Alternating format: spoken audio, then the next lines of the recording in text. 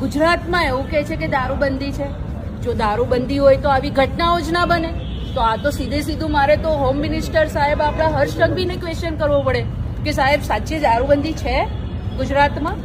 અને જ્યારે ચોથો સ્તંભ કહેવાય એનું કાર્ય કરનાર પત્રકાર પર જ્યારે હુમલો થાય છે તો આ તો સૌથી મોટી એક ક્વેશ્ચન માર્ક છે. આજે આ જ બનાવમાં જો આ અમારા મિત્ર પત્રકાર ભાઈને જો કદાચ કંઈક બનાવ બની ગયો હોત અને કશું થઈ ગયું હોત, જે જીવલેણ હુમલો થયો છે એમના ઉપર, તો એનો જવાબદાર કોણ રહે? શું ખાલી જેમણે હુમલો કર્યો હોત એ જ રહે? ના ભાઈ, એનો જવાબદાર ત્યાં એરિયાના તમામ પોલીસ અધિકારી રહે.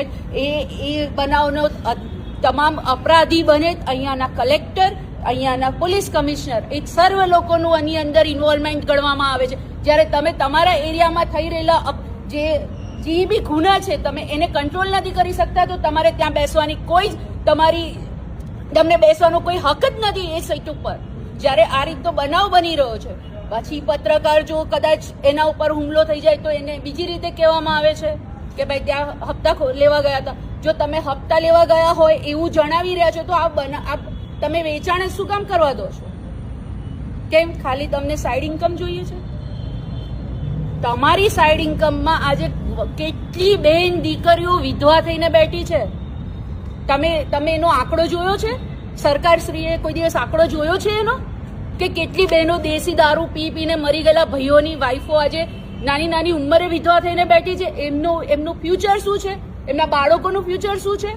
અને આ રીતે જો પત્રકાર પર હુમલો થશે તો પછી આ મને નથી લાગતું કે રિયલ જે પિક્ચર ચાલી રહ્યું છે માર્કેટમાં એ સરકાર સુધી કે પોલીસ સુધી કે તંત્ર સુધી પહોંચશે.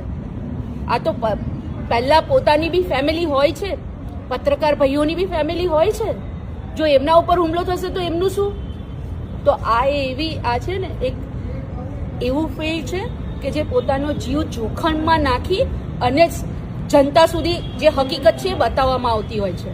તો અમે આજે કલેક્ટર શ્રીને મળવા આવ્યા હતા જસ્ટ બીકોઝ ઓફ કે એ બિઝી હતા કંઈ. તો અમે અહીંયા પરમાર સાહેબને મળ્યા છે, એમને બાંહેધરી આપી છે, એમને લેખિતમાં પોલીસ સ્ટેશનમાં ચીટનેટ ડિપાર્ટમેન્ટના થ્રુ મોકલી રહ્યા છે અને તાત્કાલિક આના ઉપર એફઆઈઆર થશે અને તાત્કાલિક અહીંયા એના અગેન્સ્ટમાં બનતી હાર્ડમાં હાર્ડ એક્શન લેવામાં આવશે એવી બાંહેધરી આપે છે.